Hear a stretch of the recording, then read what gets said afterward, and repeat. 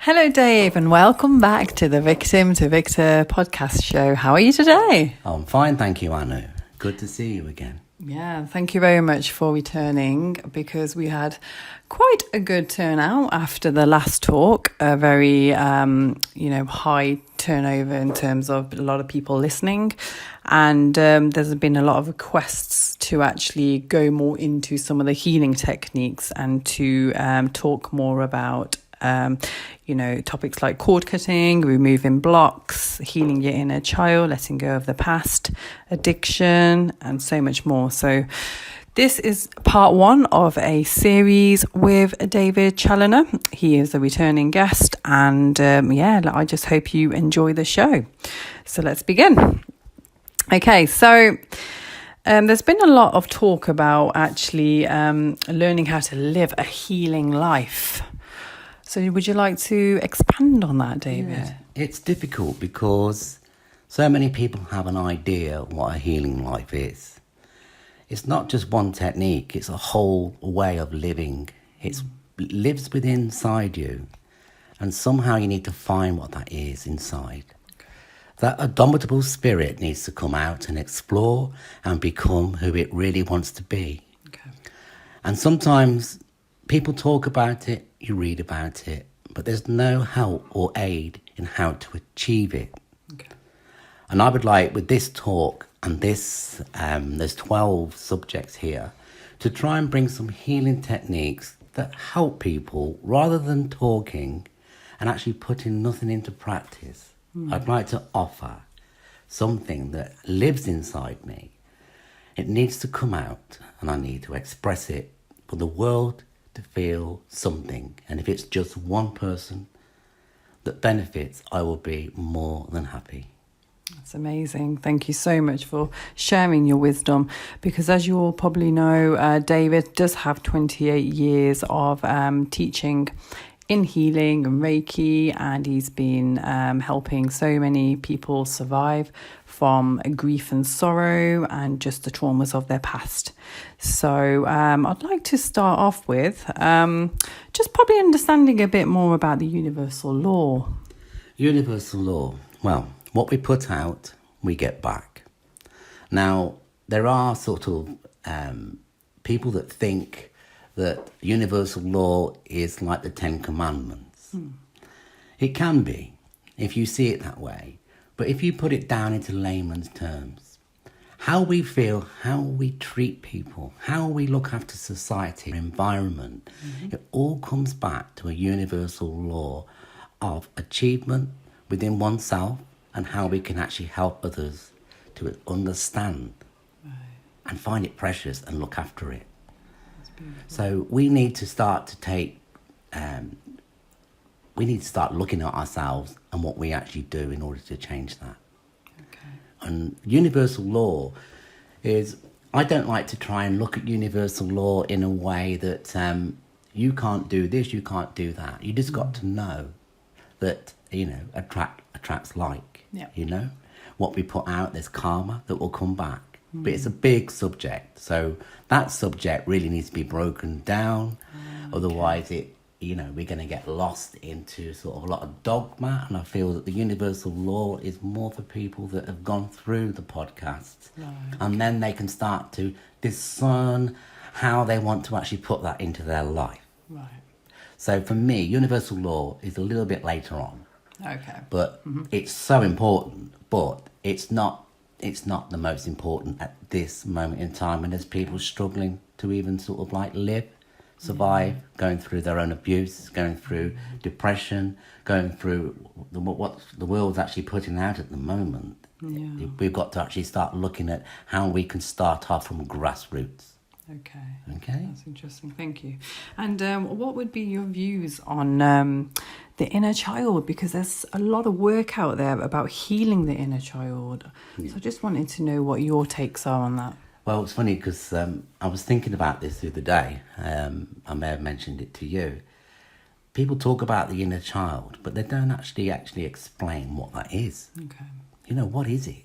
For me, when I I don't actually read, as I've told you. I don't actually regurgitate somebody else's theory. And I feel that the reason why I haven't done that, whatever I feel and speak about, is new. It's my way, it's my thoughts. If I hear somebody else's story, I might be sort of like tempted to listen to their story, and it becomes my story, and it's not my story. So for me, inner child. The inner child is, in my opinion, is your soul. It's that inner beauty, that love, that creative side of you that every human being has got. Now, when we do inner child work, we actually try to find out what happened to your inner child. So, example. When we are young, maybe at the age of 8, we're going to use the age of 8, it's a prime sort of like age for children to actually go through problems. And we have trauma. What we do is that we grow up too quickly. Maybe we've had some abuse and we have to survive. So we leave our inner child. We stop being a child. We start living. We start being who we are. And sometimes we grow up so quick, and the bitterness, we sort of forget how to play and how to be who you are. And when we do inner child work, we have to reignite with your inner child. And you will all have a different age, and that age will be significant to everybody. And you will know the time that you've had trouble in your life was the time that things started to go wrong. Then you will then open up and heal that inner child without going too much into the technique, because that's one of the techniques I really, really want to do. And I shall do it in like a meditation.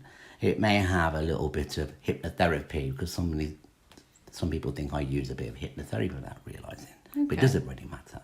The thing is that the energy is coming out and it's pure, and it will help you reconnect your inner child. And you will actually, without giving too much away, you will feel that you can bring that inner child back to the present day. Yeah, that is pretty extraordinary, because I know that a lot of us, when we have been abused at a young age, for myself it was from the age of 3, I know that I still had to go back to my 3-year-old self and just comfort her and nurture her, because she was damaged, and I think she obviously felt that she couldn't trust anybody, and that her innocence had been taken away from her. So I think inner child work is vital for any child abuse survivor, and I'm really looking forward to obviously going more into that meditation to help my listeners. So yeah, it's a brilliant one, and you'll find I don't think there's anybody that will not benefit from it. What I will say, everything that I do when I do go into meditation is it's channeled energy that comes from me. And even if I'm speaking now, I've got a pit in my stomach and my voice starts to change, because I know that truth's coming out. So when people listen to this, they are getting, what you want to call it, spiritual knowledge, guide. It's coming from within. So the healing from that will actually help whoever's listening. And you can listen to it 1,000 times, and you can use it in a practical way.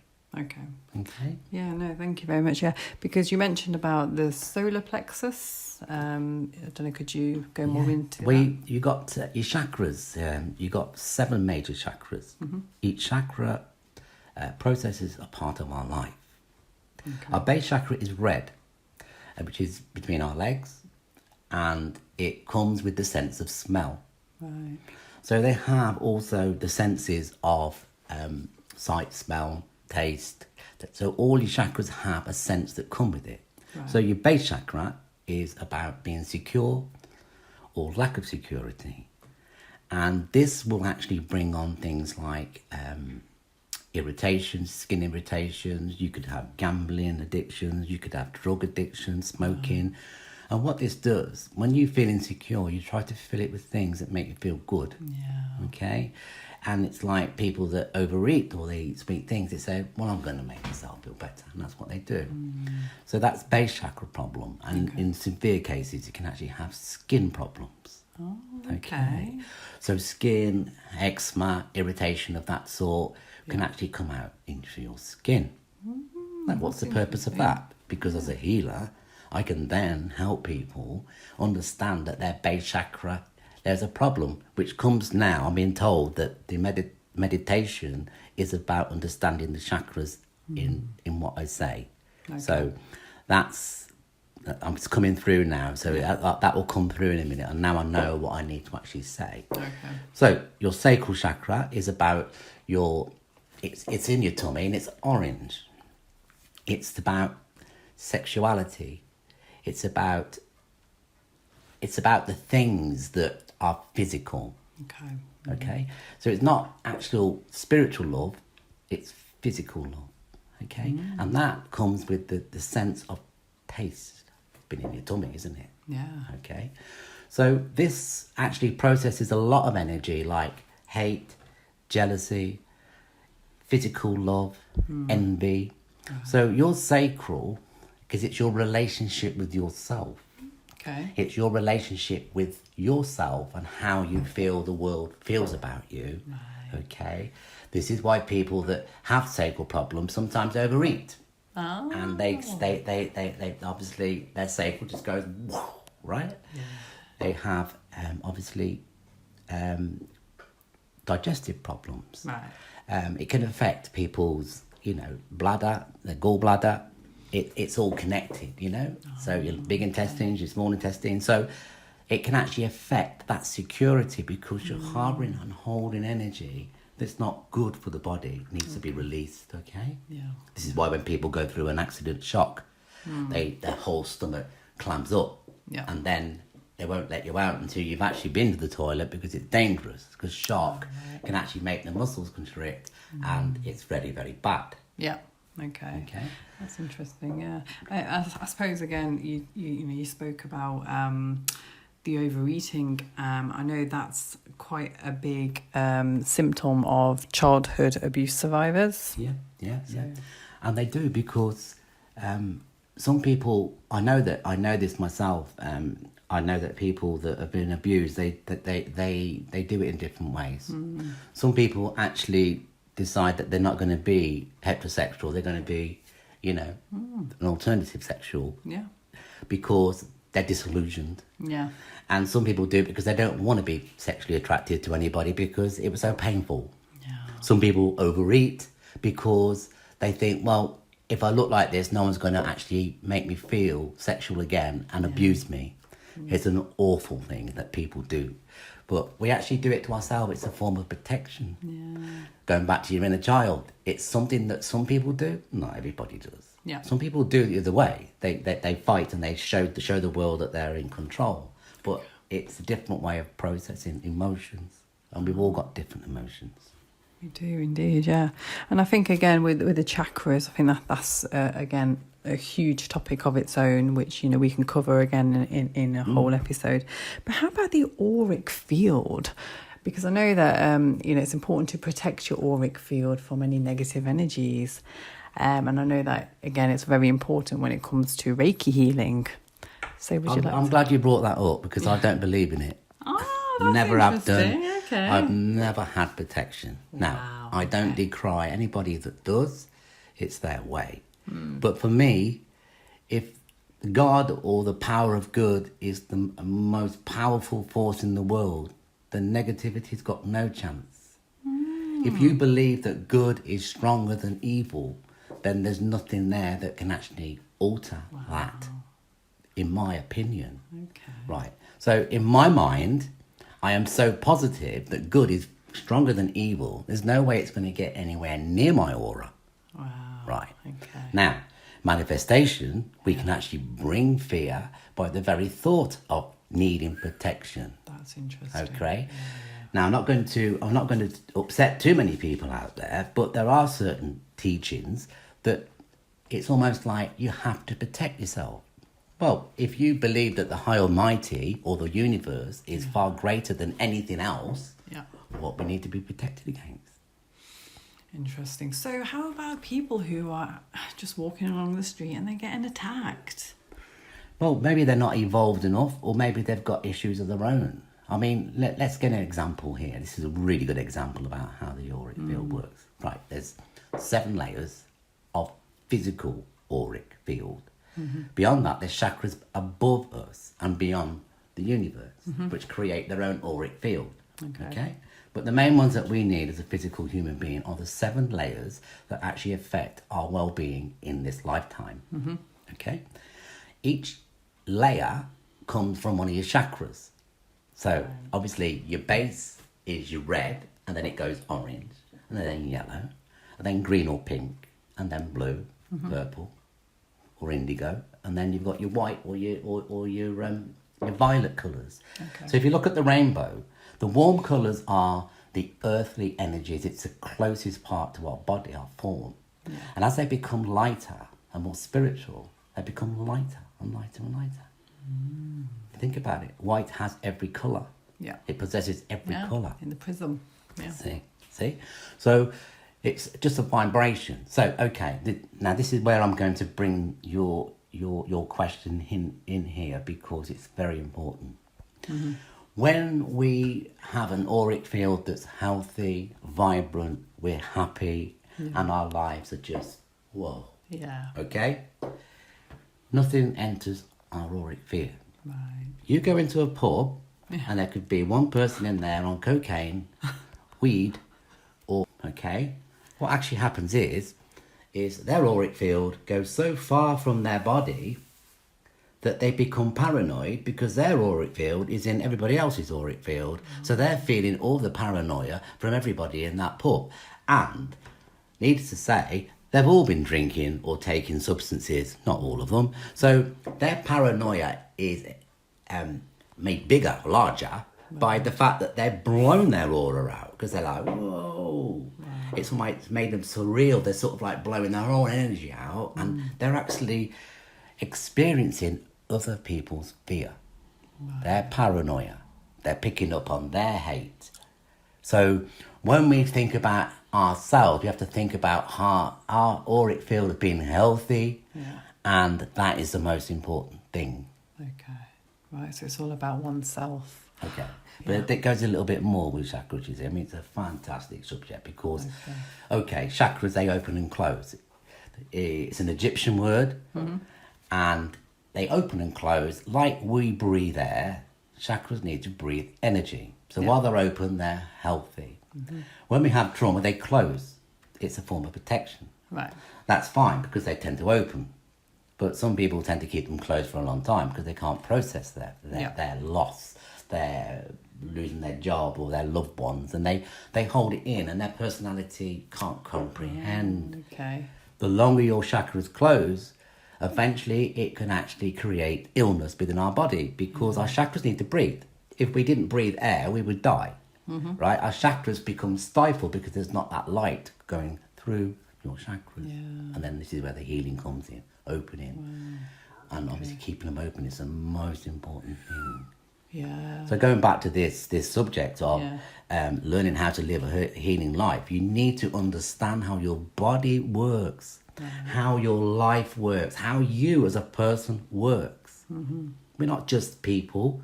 We are something more. We are a spiritual living organism that's may had contact with previous entities, lives, or what have you. We don't know. It's a question that we are so complex. We need to understand that complexity has to be something that we understand to our best knowledge. And all we can do is look after our physical form.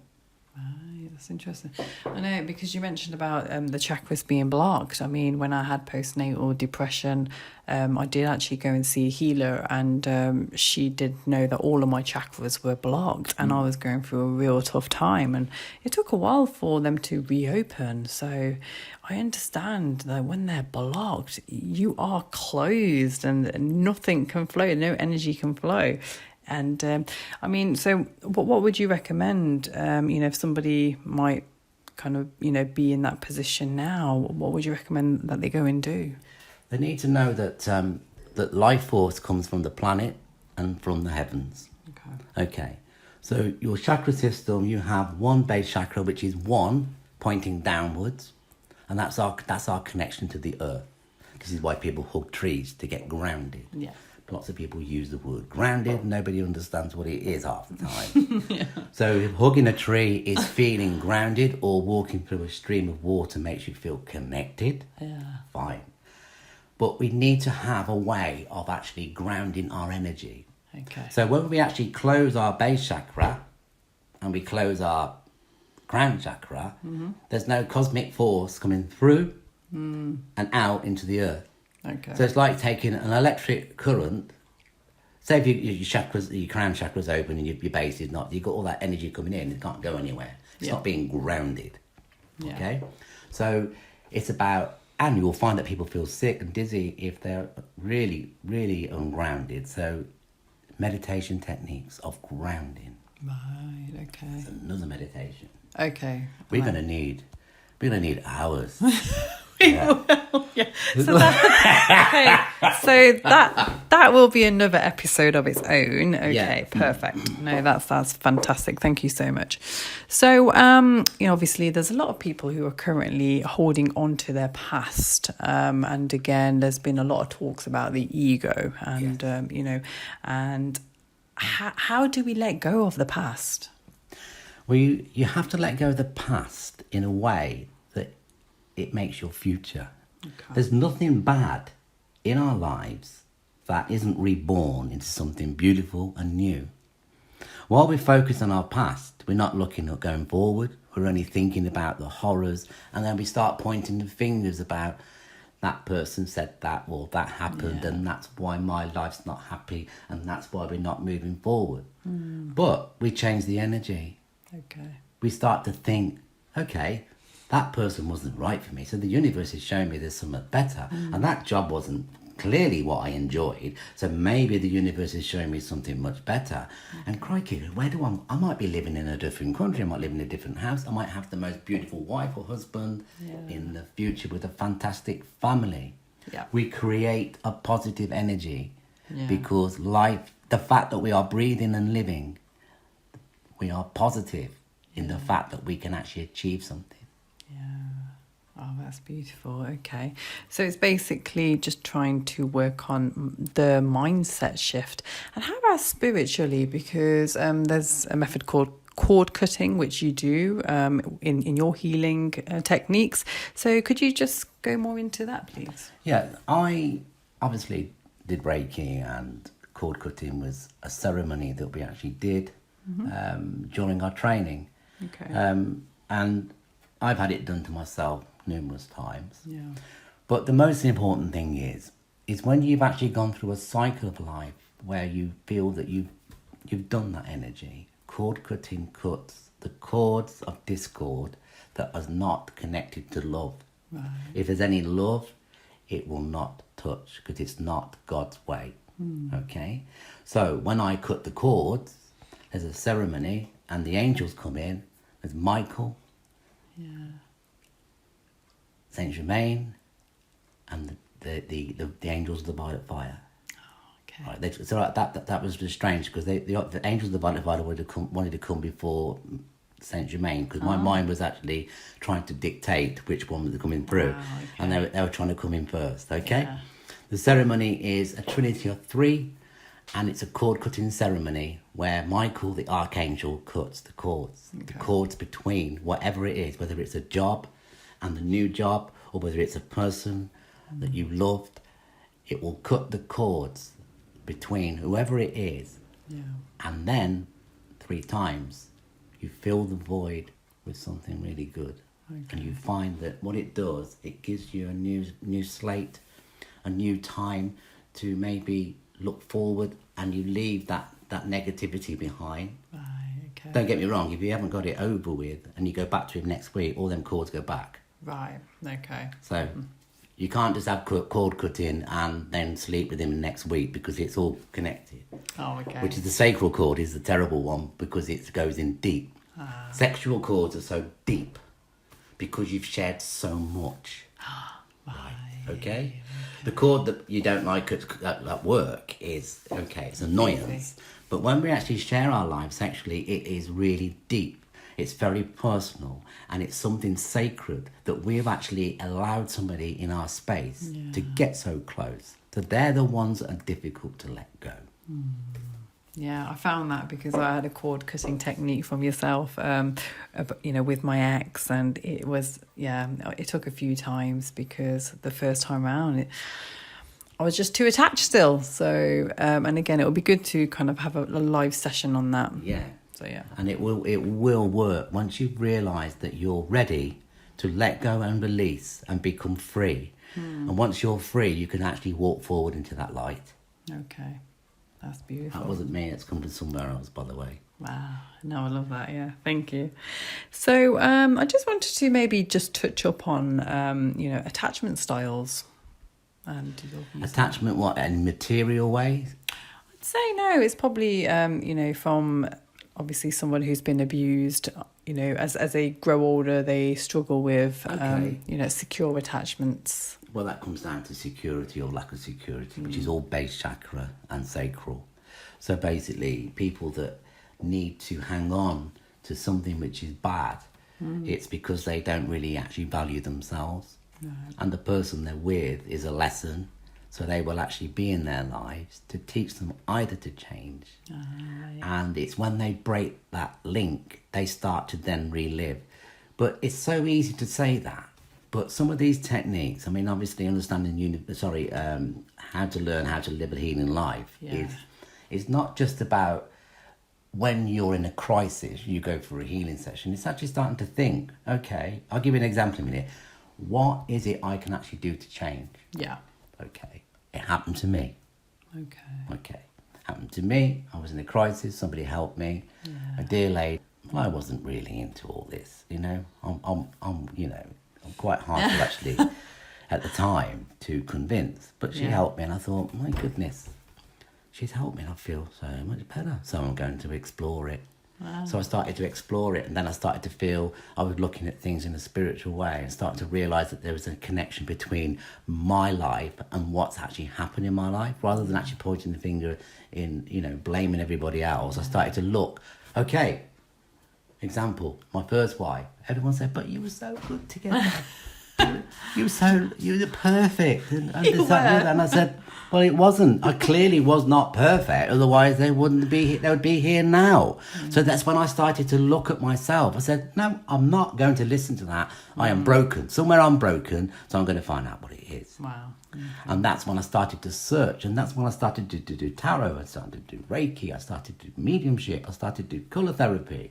All these things started to develop. Okay. Because I was fed up of blaming everybody else. There was something broken in me, and I'm going to find out what it is. Yeah. And that's how I dealt with it. It's different for everybody. Okay. And that's why there's healers out there can actually help people individually. Okay. Oh, yeah, no, absolutely. I mean, and that's something that I've been looking into. It's about taking responsibility for your own actions and just taking the blame for everything. We are accountable. There's nobody else who is to blame. It's us. It's true. And we've got to realise we're quite powerful and we do not need to blame. No. And it comes from your childhood, really, where you may make excuses or what have you, and it builds up. It's a form of protection because we don't really feel in control. No. But as a child, there are things that we can actually understand why they do it. But it's when we start becoming a child as an adult and we keep doing it, we're going to create the same mistakes. Okay. And then you're going to attract childlike behaviour in, say, the opposite sex that do it to you, and you're going to attract that energy. Right. You need to break the link. You need to break that cycle so that you understand it's you that can change your life.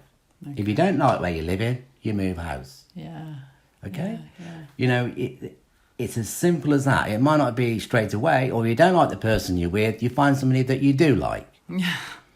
And if you don't like the person that's got bad traits and energy, you find somebody that suits your energy. You don't have to stay with somebody just because you're afraid of being on your own. In fact, being on your own it can be a bonus. I mean, I've been on my own for ages. Well, yeah, it's surrendering to the universe. I'm saying I enjoy it. I'm just saying that I may be sort of accepting the fact that as my friend keeps saying, I've got pictures with one person in it all the way. So maybe I've created I've created that energy myself. But but it's being happy with who you are first. Yeah. Okay. And because defense mechanisms, so a lot of us have those, and I know a lot of that is a result of trauma and the ego. So what's your defense mechanism? What you trying to? Which angle are we working on here? Yeah, so I know that as I've been becoming more self-aware, especially when it comes to intimate relationships, I've always struggled with being vulnerable, and I know that that's because I've got a defense mechanism, because I don't want to be hurt, and it's trying to let go of that ego, trying to let go of that barrier and just trying to let somebody in. But it's so difficult as well to gain somebody's trust. Well, first of all, you've got to understand that you ultimately are in control. As soon as you think you're not in control, the other person will have control. Okay. And you will attract people that want to control you. Yeah. I know that Anu, as a very, very strong-willed person that can write books and talk about her life, there's nothing where you're not in control of. Now, what you're talking about is your sexuality and your femininity and how people use it. Now, unfortunately, you're a very attractive young lady and you're going to attract lots of lessons. Okay. So now you need to start discerning which lessons you want in your life. Right? When you don't feel comfortable about a lesson, you just pass it by. And maybe your lesson, you haven't met the right lesson yet that you need. So what are you attracting? What you attract is what you think you need. Okay. And you do not need, and you do not want. You've got to experience something which is free, giving and perfect in love, and not a demand or a control. Yeah. Control your own destiny. Yeah. Even if you're in a situation where it might be intimate, you still have the control. Yeah, you do. Don't forget, you can do as much damage to them as they can do to you. A feminine woman can twist a man in bits just by the fact that they are feminine, and they can be beautiful. Their words, their actions. I mean, you imagine somebody's coming on to you who thinks he's like an Adonis, yeah? And you play the game, and all of a sudden you say, "No, thank you." Oh, wow. You don't actually have the ingredients I want in my life. That's where you take your power back, you control. That person has to prove to you that he's worthy of you. So don't think because you're attracting somebody, make sure they are worthy of you. Yeah. They're in a test as much as you're testing yourself. Do not let them test you. Make sure you turn the tables so your energy is testing them and their self-worth. Absolutely. And I think that leads us on to the next topic, one-night stands. Ooh. Because in our Western culture, as we all know, it seems to be quite a common thing that people have been doing for the last few decades, because it's just an instant gratification for the night. But there's a lot more deeper meaning to one-night stands, which we have spoken about before, and it would be good to share that with my listeners. First of all, you need to know why a person needs a one-night stand. It's not normally successful. Most one-night stands, afterwards, the person feels terrible, maybe they don't see that person again, they feel degraded, they feel dirty, they feel what have you. It's because their need to be loved was an instant of pleasure, not an instant of lifetime experience. Okay, so their lifetime experience was ended in as long as it took. Okay, that person has got no feelings to that person, they've got no history to that person, so why would they feel any honour or anything nice about that person? So both people go away thinking, well, what was all that about? Okay, so it's a very, coming back to the base chakra again, it's a very insecure chakra. It's the chakra that actually processes insecurity or lack of security. Okay, so you're trying to fulfill your masculine, your feminine. You're trying to feel fulfilled sexually, and it never works until you feel love. There's only one type of love, and that is love during sex. Okay, if you haven't got that, you're always going to be looking for something more in life. Yeah. My problem is I've always looked for love and then sex. Oh, okay. So I go deep into it, and by that time I can't get out. It's like, because I've committed myself. It's like, oh, well, I love that person. That's it. You know what I mean? Yeah. But most people, it's the other way around. Yeah. And then it gets complicated. It does. And then it ruins people's lives because they go away and they don't feel good about themselves, and they just think, why they've done it. And Exactly. yeah, so I don't recommend it. No, yeah. Just, I don't know, because nowadays, you know, we have technology, our phones, and a lot of people are getting the dopamine fix just from, you know, reading messages. I mean, I guess it's the same type of high, right? Well, society has become very materialistic, and social media's made it more so. And there's more people hiding behind their feelings because at the push of a button, they can actually do a lot of harm. You've got it with all this Twitter and what have you. Okay, these people are on these platforms, so they've opened themselves out. But it's also created a bad side. It's actually made people become... They're cowards, basically, because a lot of the stuff they would do, they wouldn't do to someone's face.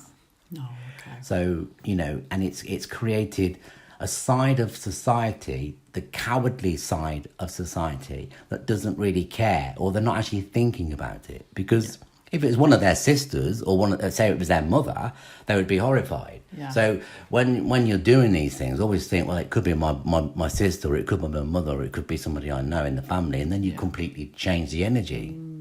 But they're not seeing it that way. They're just seeing it as it's just that tribal, horrible part of life where they just use a platform like that to hurt people. Yeah, that's quite sad. I mean, shadow side, does that link to shadow side at all? Well, if you talk about shadow side, obviously a lot of people they say the id, which is the dark side. I mean, everyone's got a dark and a light side. I just think that it's a bit like white and black, yin and yang, anger and love.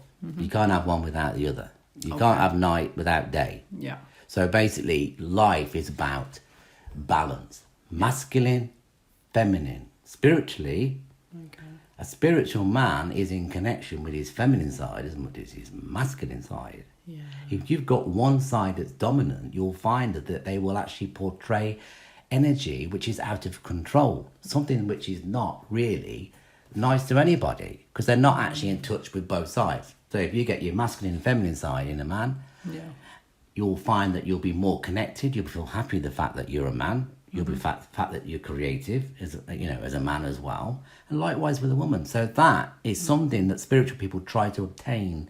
They try to obtain something which is balanced. Right.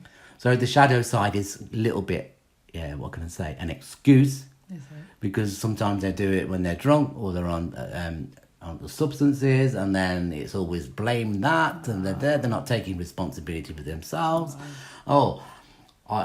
It wasn't my fault, I was speeding, and I run somebody over because at the end of the day you have to take responsibility, and responsible people have to understand what is responsible and what is not. So shadow side is a way of actually ducking and diving. Okay. I think we've all got one, because we've all got anger. Don't get me wrong. I don't like anger.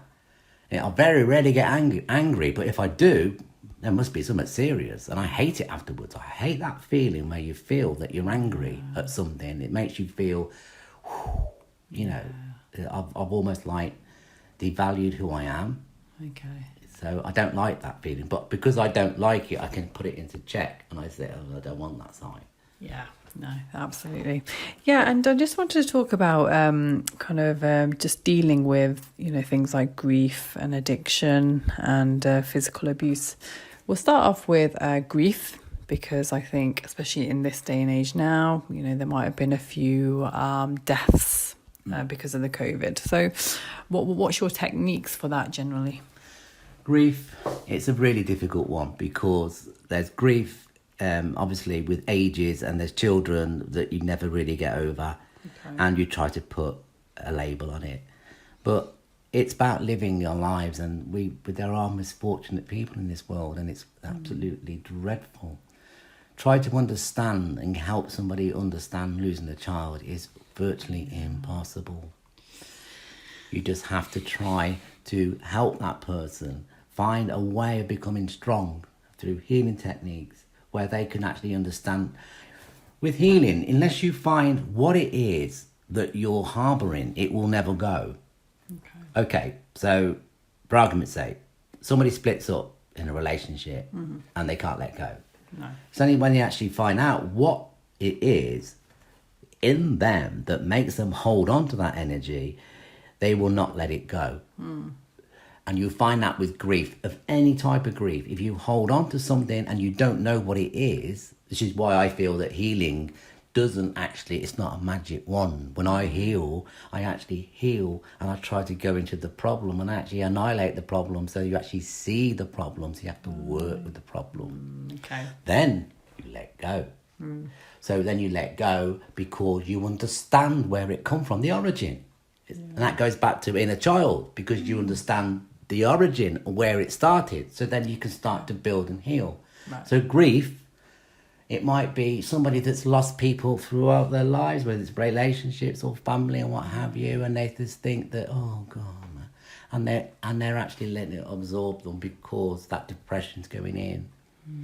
You have to find a way of actually looking at something as being positive. Okay. So it might be a case of having another child. It may be a case of actually trying to help people that have gone through loss. Some people go through counselling. Some people just do a lot of things to help society. They try to understand. By understanding your own problems through other people's problems, it's a way of helping. Giving is a far greater thing than people realise, and it doesn't cost anything. Time, phone call, time. Doesn't cost anything. You see somebody that's going through it, just give them time. Don't just listen to the fact that they want to wallow in it. Have suggestions of how to help that situation, whether it's going for a walk, whether it's having a holiday, whether it's getting family members together to rejoice in loss or grief, whether it's something that you all need to come together and speak. Talking is healing. Most people that are in grief can't articulate or talk and get it out of their system. When I'm in grief, the whole world knows. My customers, they have it for sure, you know. But by God, it got out there, and it was my way of processing it. Absolutely. So talking, connecting to people, finding friends, like-minded friends. You need a support group that helps you. You can't just do it on your own, whether it's going to a doctor, whether it's going to a counsellor, you need somebody. That's fine. Do not sort of think it's a weakness. Oh God, absolutely not. No, and it's because I've actually done a talk on depression, and one of the main key elements for happiness is to have a community of people around you. It's so important. It just helps to create that belongingness. You know, whether some people, if they are on their own, then they might be artists or creative beings. There might be musicians, and this is why a lot of the best musicians that we know, they're the ones who are the independent ones. And they tell the best story because they've gone through it, they've experienced it. These are people that share their pain through songs, writing, books. They actually get it out. People that talk like me get it out. There's some people that can't talk. Some people are quite, they live a hermit type life that they can't express themselves. We need to find them and try and drag them out and try to show them that there are interesting things, And there are things out there. There's fantastic things out there, but you just got to want to do it, and it's hard to make everyone see it. Yeah, it is. But there is a way. It will work. Yeah, something which helps me is the fact that, whenever I do feel like I'm on my own, I just think, well, I could have been a tree. I have this amazing gift of life. Why am I depressed, why am I feeling so low? I should be happy. Obviously, it's not an instant fix, but I think it just helps you to be grounded. That's interesting though, because okay, being a tree, why am I depressed? Okay, so depression is something that we use a lot, okay?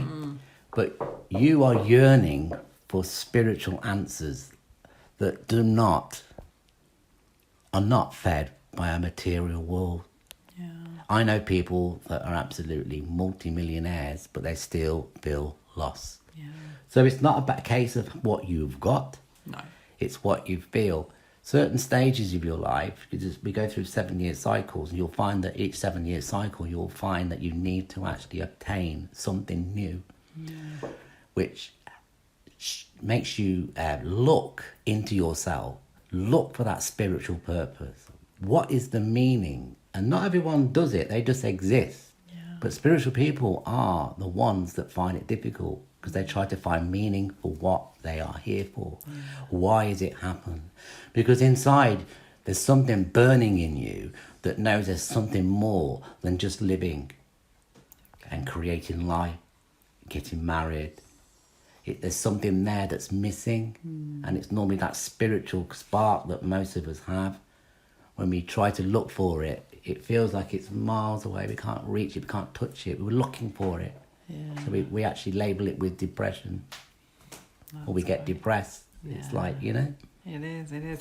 And obviously, these days, a lot of people will just go to see their GP and they'll just be prescribed pharmaceutical drugs, which is, for me, that's the least kind of thing that you should be prescribed. You should be doing other techniques such as meditation and, talking therapy. So I also wanted to go into addiction, because I know in this day and age now, with a lot of people who have been working from home, addiction to technology has just been on the rise. Yeah. Well, it's all down to actually base chakra again. Base chakra stuff actually is where addictions live. Lack of security, lack of self-worth, lack of belief in oneself. So they need something to actually fix their addiction. And and that's where you need to be working on your base chakra. Your base chakra is where you process that level of addiction. So when you feel insecure, when you feel unsafe, when you feel that you're not competent, when you feel all these things, you will actually find something to replace it. Whether it's drugs, and most people that are not confident will find something like that, and they try it once and that's it. All of a sudden that good feel factor follows them right through their life, because they felt it once and it took that edge off. Okay, so it's all down to the chakras. So how about dealing with physical abuse for domestic abuse survivors? Well, you need to understand there's a pattern with abuse. I mean, if it's just more than one person, okay. If it goes back to a family member, that's a lot close. Obviously, as a child, you're almost like trapped until you get to a point where you can be self-sufficient. But you'll find that when I look at people, I mean, say for argument's sake, mothers or fathers that abuse their children, you normally find that they were abused as children. So it's actually gone through the pattern of abuse where they think, well, that is the pattern, and they've learnt it, and they're almost like mimicking what they think is correct. Okay, so if you look at the reason why you were abused, and then you look at your parents or the people in your life and think, okay, it's because they didn't have the support, they didn't have the knowledge. Sometimes it doesn't take away the fact you've been abused, but it does make you think, okay, well, society, belief, culture can play a big part, and it doesn't excuse it, it just helps you understand it. You have to understand the problem. It's like when you see somebody that is a wife batterer, and then you look at their energy and you think, well, okay, he's out of control, he's not got any self-worth in himself, and Why does he need to instill that sort of amount of power? Because the only way you can instill that power is to put it through fear, and while they're afraid, they hold on to it. You know, it is a weakness. It is. But the only way you can actually change that is by becoming stronger, and becoming stronger in yourself, so you can take care of you. And then you try to learn what it is that you can do to help people in that situation like you're doing yourself. So there's people that actually do things that actually can help, you know, build that strength, build that commitment. You need to understand the past is what we understand. It's not something we live with. We need to let the past go. It's only a period of our time of learning. From that point on, it has no purpose. No. All it is a reference point in our life. We need to go forward. We need to understand what it is we can do to change it. And by changing yourself, changes that outcome, because you will be a different parent with your children. And then when you're a grandma, will be the same, and you'll be impairing that knowledge. So in effect, that's your positive thought. That when I grow up, I'm going to do this, and I'm going to bring my children, I'm going to have this, and I'm going to be careful about how they see things in life. You see how you can change it? You can change it because you can make it positive. Okay. Yeah, there's so much resent around us. I mean, I see it and I just think, wow, that's a lot of bad energy to carry around. You know, resent from things that happened years ago. Well, people that live in the past don't ever see the future anyway. People that live in the past only blame the past because they can't look at themselves. If you can't look at yourself and say that you had some responsibility to that at some point in your life, then you will never actually heal from it. You know? I mean, you know, you've got to take control of what we do in our lives. And that's the only thing you can do spiritually is to understand you. You can't do it for everybody else. You have to understand who you are. So resentment will only eat away at you. And then it will close your chakras, and then you'll finish up being ill. And then you'll find that them sort of people look 10 years older than their age when they're about 40. And, you know, and if they don't learn, and then they have a life of you know, disharmony. They're not going to be happy. They just spend most of the time making other people unhappy because they can't see their resentment. They can't see their faults. They can't see their flaws. And it's another topic of discussion which I've been looking into recently, and that's the topic of judgment. The fact that we so easily judge people as well as ourselves. We're so hard on ourselves. We're like our most difficult critics, and that's what leads to a lot of low self-esteem issues. Well, I criticise myself the worst because I've got a Virgo moon, and they always do anyway. So I've got no chance. Emotionally, I am a perfectionist within myself. So I don't need anyone to criticise me. I've only got to look in the mirror. If I don't feel right, I don't feel fit, I don't feel dressed right, I'll criticise it and I'll do something about it. That's the good thing about it. But when we judge somebody, it's normally because we don't like the way we are ourselves. You find that people that judge is jealousy. There's judgment. There's, you know, you see somebody really attractive and you think, oh, not many people go up and say, oh, you look gorgeous. No, don't do that. I do. Find a fault. I do, but they look at me like I'm a weirdo. But when he goes and says, God, you look really nice today. And they're not used to it. They're, oh my God, it's coming on to me. Because people are so protective, aren't they? I truly thought she looked gorgeous. Do you know what I mean? You're genuine.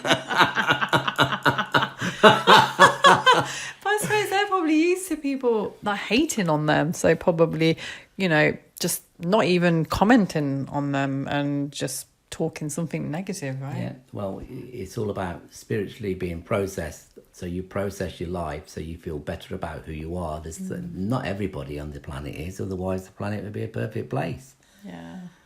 Wow. They'll be, you know, they'll all be floating around like little angels. But not, are we? I mean, there's so many people need help. They really do, yeah.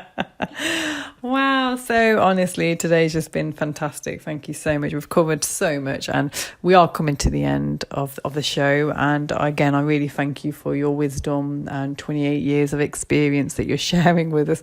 I feel so privileged to have you on the show. Are there any last words you have for my listeners? For your listeners, I would like you now, after hearing what we've spoken about, and our healing techniques, what you feel is going to be most appropriate and helpful to you guys, because when it comes through, it's going to be special. So it's you're listening, it's your healing process.